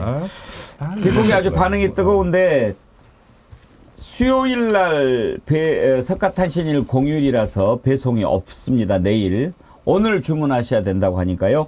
참고하시고 오늘 주문해서 내일 받아서 휴일 날 가족들과 함께 뒷고기 파티 하십시오. 그리고 삼강뜰림 보내주신 영상 이렇게 보니까 지난 시간이 딱 정리가 되는데 참 여러 가지 생각을 하게 만드는 그런 동영상이었습니다. 삼강뜰림 감사드리고요. 쇼츠 제작 가능하신 분들 만들어서 보내주십시오. 저희가 소개해드리고 또 분기별로 선정해서 선물도 드리도록 하겠습니다. 댓글 당첨되신 분들은 저희 메일 주소랑 보내주시면 정어리 선크림 선물 보내드리도록 하겠습니다. 이제 이채양명주 심판의 시간이 다가왔습니다. 일단 최수근 상병 특검, 최수근 상병 이렇게 제가 얘기를 했는데 이 호칭과 관련해서 몇 가지 좀 짚어볼 부분이요. 목포 어매님이 최상병이라고 하지 말고 해병이라고 해달라 이런 의견을 주셨더라고요. 해병대는 하여튼 2등병부터 장군까지 다 해병이라고 하지 마 이렇게 계급에 연연하지가 않는다. 그래서 해병이다 이렇게 불러달라 그러셨는데 그 뒤로는 가급적 그렇게 부르려고 노력하고요. 그리고 또 최근에 그런 글을 봤는데 최해병 가족분들께서 우리 수근이 이름이 이렇게 나올 때마다 너무나 가슴이 아프다. 이름을 좀 안 불렀으면 좋겠다. 그런 의견을 전달했다고 해요. 확인은 안 되는데 그런 글을 봤습니다. 그러실 것 같기도 해요. 실제로 전달하셨습니다. 그러셨어요? 작년에. 예.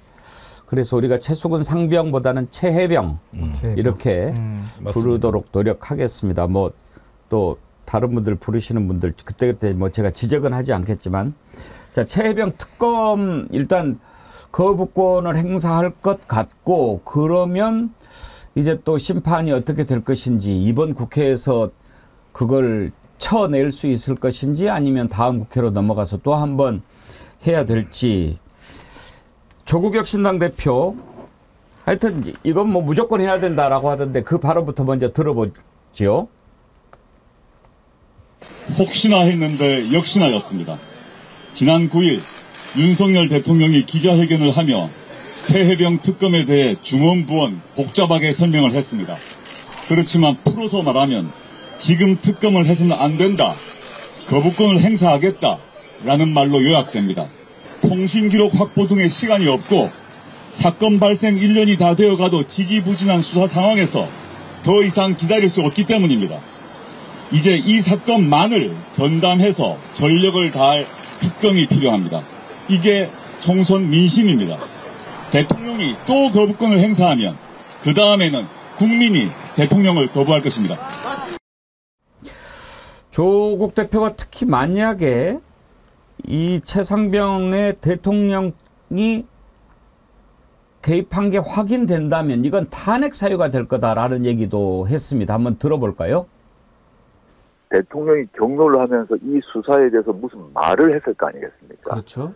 그 말 내용이 이 수사에 대한 불법적 개입과 지시였으니 확인되면 그건 바로 탄핵 사유죠. 확인된다면? 네. 그 과거 박근혜 정부 관계자들을 예컨대 우병우 수석 등을 기소할 때 했던 논리 그대로 보게 되면 네. 정확히 직권남용이기 때문에 네. 수사 외압이기 때문에 본인이 수사 대상이 될 뿐만 아니라 물론 기소는 대통령 임기 후죠. 네. 근데 탄핵은 얼마든지 가능하죠. 탄핵은 가능하다. 그러니까 김정도 의원님 바로 저것 때문에 거부하는 거 아니냐 그렇게 생각할 만하지 않습니까? 그러니까 옛날에 박근혜 대통령 탄핵도 실제 뭐 그 국정농단 수사는 한참 뒤의 일이고 그 수사와 무관하게 탄핵된 거거든요. 네. 그건 헌법재판소에서 일단 수사 결과를 안 본 상태에서도 탄핵이 됐던 것이죠.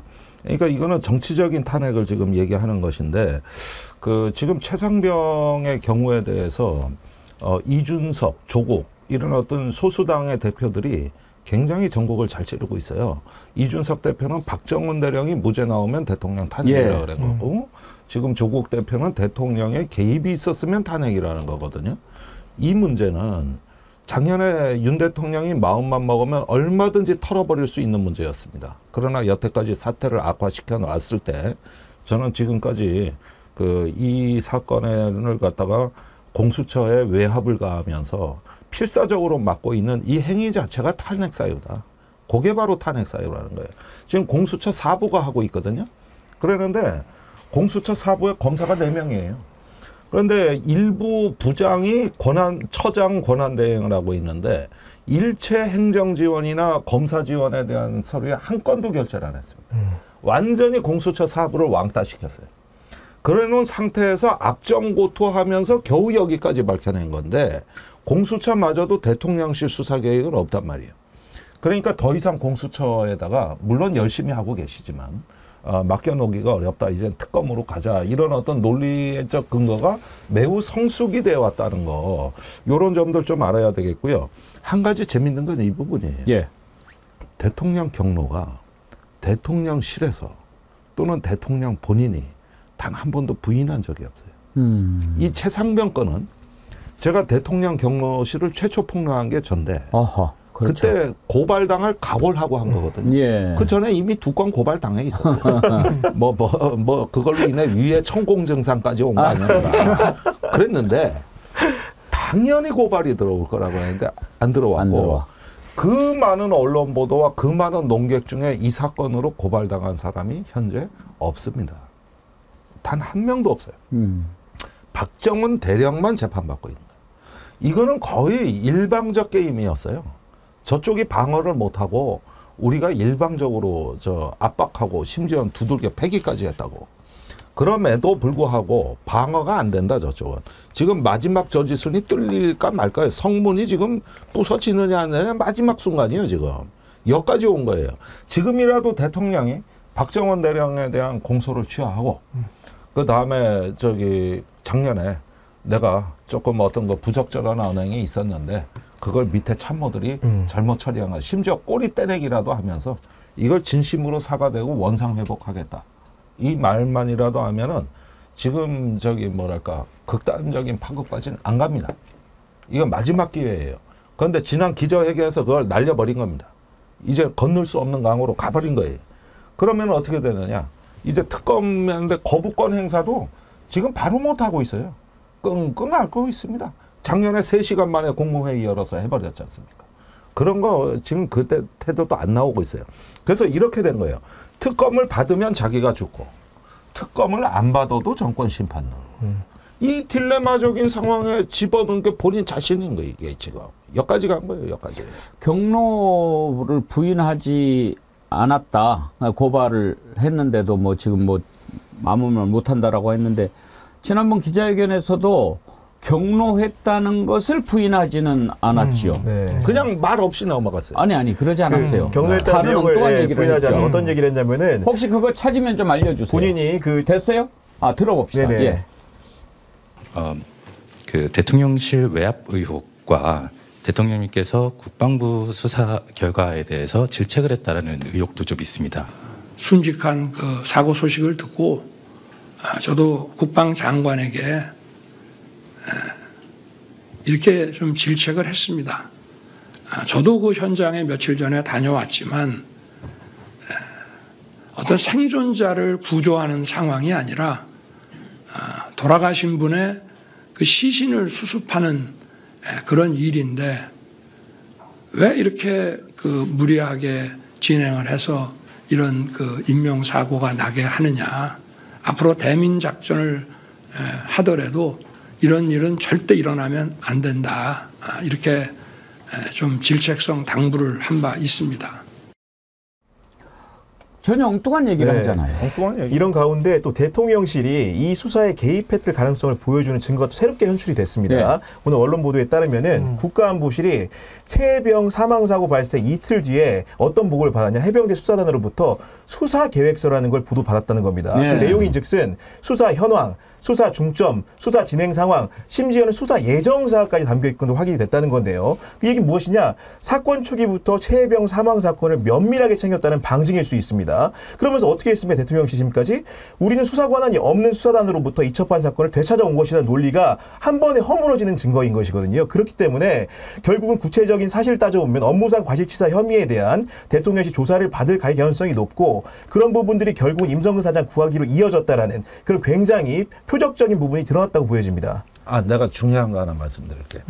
5월 4일 날 김계환 사령관이 공수처에 장시간 조사를 받았어요. 예. 그 다음 날 언론 보도에 대통령 외압설을 부인했다고 뉴스가 나갔는데 그 뉴스가 오보예요.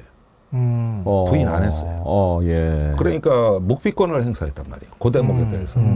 그랬는데 지금 박정훈 대령 재판에 출석을 전에 했던 김계환 사령관은 외압이 없다는 증언을 했었어요. 그러면 이번에 공수처 나와서도 똑같이 얘기를 해야 돼요. 근데 못한 이유가 뭘까? 그 사이에 총선이 있었고 어마어마한 특검 여론이 있었던 겁니다. 그러니까 허물어진 거죠. 여기 공수처에 나와서 부인을 못하는 거예요.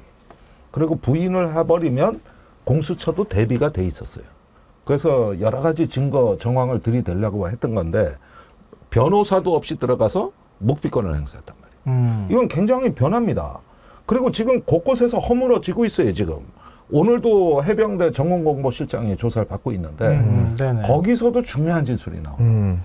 유재훈 법무관리관도 꽤 중요한 진술 많이 해서 언론에 안 알려졌을 뿐이에요. 그래서 이거는 지금 공수처 단계에서도 대통령실이 굉장한 비상사태, 위기였고, 그래서 이시원 공직기강 비서관을 급히 경질한 겁니다. 민정수석을 새로 신설한 이유가 그게 공수처 수사에서 직접적 영향을 받은 거라고. 그냥 빨리빨리 정리하고 떼내기 작업으로 들어간 거죠, 이제부터는. 밑에서 과잉 충성한 걸로 바꾸는 거예요. 그러면 여태까지 대통령 지켜주려고 위증했던 사람들 어떻게 되느냐? 죄가 추가됩니다. 위증죄. 요게 또 추가됩니다. 그러면은 이제부터는 어떻게 되냐? 전부 다 각자 변호사 선임해서 지금 살길 찾고 있다고. 이미 대통령 영이 안 통해요. 예. 군도 안 통하고 국방부도 안 통해. 여기까지 온 거예요, 지금. 그러니까 이거는 뭐 우리가 보기에는 저쪽에 똥 싼 놈, 저거 누구냐 하는데 어떤 놈 보니까 허리춤 올리고 손에 두루마기 화장실 들고 있는겨. 그럼 그놈이 똥 싼겨. 그러니까 여기까지 잡은 거예요. 장면만 못 잡았을 뿐이야. 그건 나중에 목격자나 CCTV를 까면 나와. 그러나 우리가 보기엔 범인은 딱 보이거든요. 예. 거기까지 간 거예요, 지금 사태가. 변함없이님, 박정훈 대령께 매일 이렇게 글 보내주시죠. 박정훈 대령님 보고 계십니까? 5월 17일이 4차 공판일이라고요. 아, 그렇습니까? 5월 17일? 이번에 이종섭 장관을 증인으로 신청한 공판입니다. 나올지 안 나올지 모르겠으나. 봐야 되겠네요. 예. 거듭될수록 진실이 드러나고 있는데 이게 이렇게 시간을 끌 사안이었나 싶어 한숨이 나오네요. 긴 시간 싸움에 지치실까 걱정됩니다. 부디 응원하는 국민들을 바라보고 힘을 내시기 바랍니다. 감사합니다. 저희들의 마음도 똑같습니다. 박정훈 대령님. 잊지 말자님, PD님 나이스. 아까 그거 얼굴 가린 거요? 탄탄대길님도 PD님 센스 굿. 매일 새롭게님 PD님 센스쟁이 그랬는데 나 방송하면서 이렇게 그림이 틀어졌는데 칭찬받는 거 처음 보네요. 예. 아무튼 이제 거부권 행사는 기정사실일 것 같고 돌아오면 과연 이번 국회에서 어떻게 될까 참 궁금합니다. 지난번에 입장을 애매하게 취했던 안철수 의원 이번에는 하겠다고 얘기하는데 이런 의원들이 몇 명이나 국민의힘에서 나올지도 궁금합니다. 안철수 의원 얘기를 한번 들어볼까요? 당론으로 부결 또는 뭐 퇴장, 투표 거부 이런 게 결정이 돼도 안철수 의원은 찬성표 던지시겠다 이런 말씀이신 건가요? 저는 일단은 먼저 해야 되는 것이 추경호 대표가 그대로 있지는 않을 겁니다. 그러니까 지금 현재 바로 21대 국회이긴 하지만 예. 지금도 보면 거의 18일 정도 남았습니다. 아직. 예. 그래서 가능하면 그 기간에 여야 합의가 된다면 예. 그러면 여야 합의된 안으로 통과되면 예. 그게 제일 바람직한 거 아니겠습니까? 뭐 22대에서도 그럴 거고요. 근데 그게 네. 아니라면요. 그게 아닌 가능성이 그게 높아 아니라면 결국은 헌법기관으로 각자의 소신대로 행동할 수밖에 없다고 생각합니다. 아, 그럼 당론에 어긋나는 투표를 할 수도 있다. 예, 그렇습니다.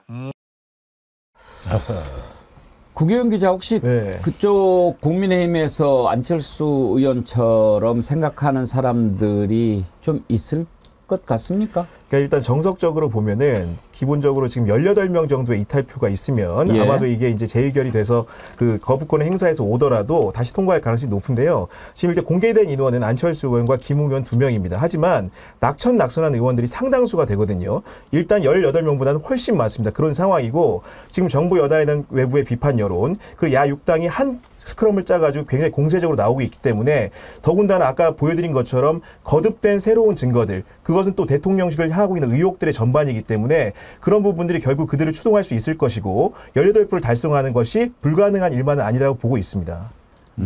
불가능한 일만은 아니다. 사실 엄청난 일이죠. 그렇죠. 엄청나죠. 예, 이건 뭐 이제는 여권의 권력 구조가 완전히 허물어질 수도 있는 사안이에요. 거부권을 국회에서 재의결해서 통과시킨 예는 아직은 없죠. 예. 네. 없습니다. 이렇게 거부권 행사한 적이 없으니까. 네. 예. 그러니까 이럴 경우에 이제 국민의힘은 해체 수순으로 들어갈 수 있고요. 한건 있었던 거예요. 한 건 있나요? 네. 재의결한 적이. 예. 예. 그게 저 노무현 대통령 측근 비리 사건 때였나? 거부권을 행사했는데 다시 재의결했습니까? 예, 재의결한 건이 그런데요. 있는 걸로 알고 노무현 있거든요. 대통령이 측근비리 특검법안에 대해서는 대통령이 거부권 행사했지만 이 국회가 재의결한 적이 한 번 있다고 합니다. 그래서 그때는 이제 통과가 된 거죠. 예. 김성환 평론가 보시기에 지금 21대 국회에서 재의결할 가능성은 얼마나 있다고 보십니까? 21대에서는 저는 가능성을 그렇게 높게 보지는 않습니다. 물론 내부에서 반란표가 나올 가능성은 충분히 있고요. 그 표가 적지는 않을 수도 있다 이런 생각을 하는데 지금 말씀하셨던 것처럼 한 18표, 17표 아니면 20표 정도가 필요하거든요. 근데 그렇게까지 나오기는 쉽지 않을 것 같다 이런 생각이 드는데요. 왜 그러냐면 이게 국민의힘 의원의 어떤 지역 편중 때문이에요. 그러니까 지금 국민의힘 의원들 가운데서도 이전에도 영남당이라는 소리를 들을 만큼 영남 지역에 의원들이 많았단 말이에요. 이번에도 역시 마찬가지거든요. 근데 일부 낙천자가 생긴다 하더라도 뭐 비영남권 지역에서 있었던 사람들은 어떨지 모르겠지만 주로 영남권에 있는 의원들은 계속 또 정치를 해야 되는 입장이란 말이에요. 어찌됐든 거기서 반란표가 나왔다고 하는 부담들을 지게 될 거예요. 그러니까 손가락질을 하는 일이 벌어지게 되면 그러면 내가 배신자로 찍히면 나는 그냥 정치 생명 끝난다고 하는 불안감들이 되게 크지 않을까. 그리고 미리 단속을 되게 많이 하지 않을까 싶어서 그렇게까지 대통령의 거부권이 무력화될 정도까지 가는 거는 상당히 부담을 느껴가지고 못하지 않을까 그런 생각은 좀 들어요. 김종대 의원님 전망은요? 참 어려운 문제인데 박근혜 대통령 탄핵 당시에 민주당이 탄핵안 발의를 계속 늦춘 이유가 많이 안 넘어올 거다. 불안하다. 부결될지 모른다. 이거였거든요. 근데 막상 보니까 표결 발의하고 나니까 너무 많이 넘어와가지고 오히려 234표가 찬성을 받았으니까 3분의 2에 34표가 추가가 됐고 국회의원 투표자의 당시 80%가 찬성표를 던진 거거든요. 그러니까 그 표결이 있기 불과 열흘 전에 이런 일이 있을 거라고 그때 아무도 상상을 못했어요. 그런데 저는 이 윤석열 정부의 권력이 과연 지속 가능성이 있느냐 여부로 표심이 판단될 거다. 이제 이거 오래 못 간다. 얼마 있으면 이 당 분열된다. 이렇게 생각하는 어떤 기류가 있으면은 이거는 18표가 넘어오고도 남습니다. 그때 당시에도 새누리당의 절반이 넘어온 거거든요. 어마어마한 숫자가 넘어왔는데 이런 일이 있을 거라고 얘기하는 정치평론가 한 사람도 없었어요. 단 한 사람도. 그래서 우리가 이런 부분은 야당이 또 하기 나름인데 이제 민주당이 야6당 또 초선 당선자들 농성이 들어가 있습니다만은 제 생각에는 여의도 정치권뿐만 아니라 국민적인 여론이 더 조금 넓게 형성이 되고 그런 것들이 압박이 가해지면은 또 어떤 상황에서는 가능도 하겠다. 그런 생각이 듭니다. 또 사실은 그렇게 해서 거부권 재의결이 또 무산이 되거나 18표가 안 나오면 정권에 그게 득인가? 난 그것도 의문이에요. 22대 가서 더 세게 들어올 건데. 맞아요. 예. 국회의장 이슈는 내일 좀 다뤄보기로 하고요. 오늘 김종대 의원님 나오셨는데 라인 사태 관련해서 짧게 한번 의견을 좀 들어보고 마치도록 하겠습니다. 이러다가 일본에 넘어가는 거 아닌가 싶은데 정부는 도대체 뭐하고 있느냐는 비판이 나옵니다. 조국 신당의 황운하 원내대표 발언 먼저 짧게 들어보죠. 일본이 개인정보 유출권으로 기업의 사유재산과 경영권에 개입하는 것은 매우 몰상식한 짓입니다. 5년 전에는 국제무역 질서를 무시하는 것에 그쳤다면 지금은 시장경제 자체를 무시하고 있습니다. 일본 정부가 라인야후의 네이버 지분을 적성국의 적산으로 보는 것이 아니라면 절대로 불가능한 조치입니다. 일본보다 더 황당한 것은 윤석열 정부입니다. 국가는 국민의 재산권을 보호해야 합니다. 주권 국가라면 국민이 외국에 투자한 자산을 보호하는 것이 너무 당연합니다. 그런데 윤석열 정부는 일본 정부가 네이버 재산권을 침해하는 것을 보면서도 일본 정부에 항의조차 하지 않았습니다.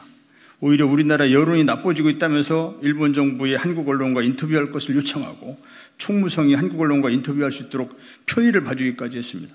일본 정부로부터 우리 기업의 재산권을 보호하는 정상적인 국가의 모습을 보이지 않는 한 국민은 윤석열 정부를 결코 용서하지 않을 것입니다.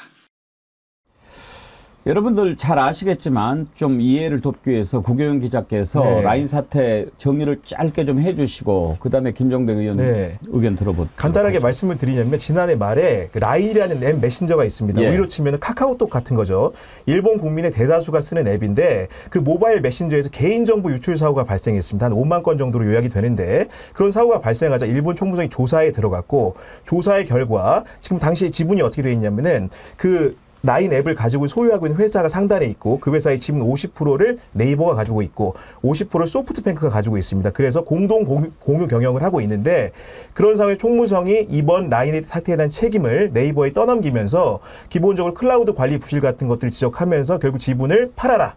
이런 요구를 한 것이고 그런 요구에 대해서 우리 정부의 대응이 초장에는 굉장히 뜨뜻미지근했습니다. 뭐 네이버가 비밀 유지 의무를 어길 수 없기 때문에 그런 부분을 강조하긴 했지만은 결과론적으로는 일본 정부의 부당한 그런 요구에 우리 자본이 굴복한 행세가 되면서 우리 정부가 이때 뭐 했냐 이런 논란을 낳았고 이런 것들이 정치적 논란으로 비화까지 한 것입니다.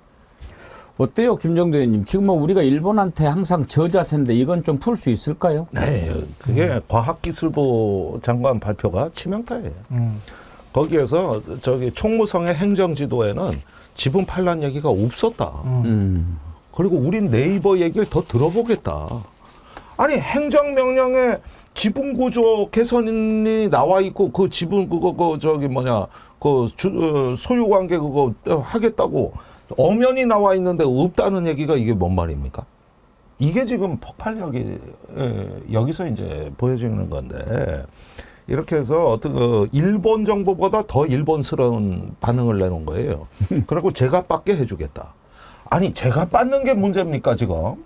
저기 저 기업이 날아가게 생겼는데 미래 수익이 있는데 아니 그러니까 저 과학기술부 저 그 발표가 이게 지금 보통 문제가 아니에요. 그래서 이렇게 되면은 그 국제 이제 WTO나 이런 규약에 ISD 조항이라고 있잖아요. 투자 소송 제도라고 하는데 우리가 저기 론스타에 수천억 물어주게 생긴 게 그 조항 때문입니다. 정부가 저기 동등하게 외국 기업을 대하지 않아서 손해를 봤다. 물어내라. 그래서 지금 우리 정부가 돈 5천억, 6천억 물어내는 거 아니에요? 저거 똑같은 사례더라고. 일본 정부가 한국 기업을 차별했는데 그러면 국가투자소송제도라는 ISD가 살아있는데 이러면 이런 법적인 대응을 해야 되는 게 정부가 할 일이지 사실 팔라고 명시적으로 한 적이 없다. 이래서 일본 정부가 나중에 재판이 걸리면 빠져나갈 구멍을 우리가 제공해 준 거예요. 명시적으로 한 적 없다고 한국 정부가 얘기했다. 그래서 일본 정부는 기업에 저 손해 책임 없다. 이렇게 버틸 근거를 우리 과기부가 딱 제공해 줘야지. 이게 왜 이게 진짜 이거 해도 너무하는 거 아닙니까 지금 이거. 그냥 차라리 가만히나 있지. 예. 라인 사태 발생한 지 2달 만에 나온 거예요. 예. 과기부가 2달 만에 처음으로 우리 정부 공식 입장이 2달 만에 나왔고요. 그렇습니다. 그리고 지금 뭐 팔라고 하는 게 아니라 지분 정리하라는 건데 뭐 이 정도 수준으로 얘기하거든요. 일본 정부한테 물어보니까 일본 정부가 그 뜻이 아니래. 이렇게 우리 정부가 오히려 해명을 하고 있어요. 예. 지금 다 네이버가 그 압박받아가지고 지금 지분 매각 협상에 들어가 있는 상황인데. 근데 더 심각한 문제는 그런 거예요. 국내에는 라인이 별로 그렇게 존재감이 없잖아요. 그러니까 라인이 제일 강한 데가 일본, 그 다음에 태국 동남아 지역에 있는 국가예요. 그러니까 전체 이용자가 한 2억 명이 안 되는데 한 절반 정도가 일본에 있고 나머지 절반 정도가 동남아시아 쪽에 집중되어 있다고 생각하면 되거든요. 그러니까 만약에 일본 그 라인을 일본에다가 매각을 하게 되면은 동남아시아 것도 일본이 다 먹어갈 가능성이 굉장히 높은 거예요. 우리 국내에서는 라인이 존재감이 없으니까 이렇게 돼버리면은 일본한테 그냥 거저 헌납하는 일이 될 수 있다. 이런 거고요. 일본 정부가 아무리 아니라고 부인한다 하더라도 일본 정부가 자본관계 재검토를 요구하는 행정지도를 내렸다고 하는 건 거부할 수 없는 사실이거든요. 우리가 조금 더 좋은 조건으로 네이버 지분을 팔 수는 있겠으나 안 팔려고 하기는 어려운 이런 상황을 만들어놨는데 아니 우리 그 기업을 대변해야 될 정부라는 게 2달 동안 오히려 일본 편 들다가 지금 뒤늦게 가가지고 국민 여론이 뭐 반일 얘기까지 나오니까 여론이 안 좋아지니까 갑자기 나서가지고 뭐 해결하는 척 하는데 이미 늦은 거죠, 타이밍이. 하여튼 이 정부 들어서 국민들을 위해서 우리가 이런 것을 했습니다. 박수 쳐주세요라고 할 만한 게 하나라도 있었는지 참 궁금해요. 참 슬픈 일입니다. 이거는 정말 슬픈 그리고 하나 좀 설명드리면 정어리 의원들이 알려왔는데 그 개인정보 유출 건수가 5만 건이 아니고 51만 건이라고 합니다. 나도 그 얘기 하려고 그랬어요. 이것뿐만 아니라 지금 윤덕민 주 일본 한국 대사가 그 사도강산 문제와 관련해서 전체 역사를 반영하는 것이 중요하다. 절대 반대는 아니다. 사도강산 유네스코 기록유산에 등재하는 거 일본 정부가 추진했잖아요. 일제 강점기 때 역사는 쏙 빼고 그 이전의 것만 포함시킨다는 명분으로. 그런데 주 일본 한국 대사라는 사람이 하는 말이 우리 그 반대하는 거 아니거든. 절대 반대하는 건 아니야. 우리 거 역사만 좀 가서 기록해줘. 이렇게 얘기를 하는 거거든요. 근데 군함도 때도 일본이 그렇게 해주겠다고 했다가 거짓말했잖아요. 나중에 가서 보니까 다 역사 지워버렸잖아요. 지금 똑같은 얘기를 우리 정부가 하고 있어요. 그럼 우리 반대하는 거 아니야. 그냥 해 하고 싶으면은 이게 도대체 어느 나라 정부인지 모르겠어요. 이런 다음에 아니 친일 정부냐?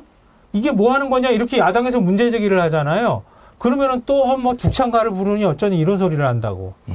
오늘 여기까지 하죠. 우리 김종대 의원님 1시간 반이 너무 길다고 항상 뭐라고 그러시는데. 죄송합니다. 제가 오늘 항상 공사가 다 망해서. 근데 오늘 우리 김종대 의원님 나오셔가지고 많은 분들이 너무너무나 좋아하고 힘이 났다고. 아이 감사합니다. 그러셨습니다. 더 힘내시라고 제가 뒷고기 보내드리도록 하겠습니다. 보스 형님 TV 또 재밌는 글 주셨어요. 네이버가 매각하면 내 이놈 된다. 생각 잘해라. 원래 이러십니다. 앙쯔비님 슈퍼챗 보내주셨는데 감사드립니다. 칠보당구 동호회님 방송은 매일 열심히 듣고 있는데 주문은 처음 해봅니다. 아 그러세요? 잘하신 겁니다. 맛있게 드십시오. 자, 뒷고기 광고 보시죠.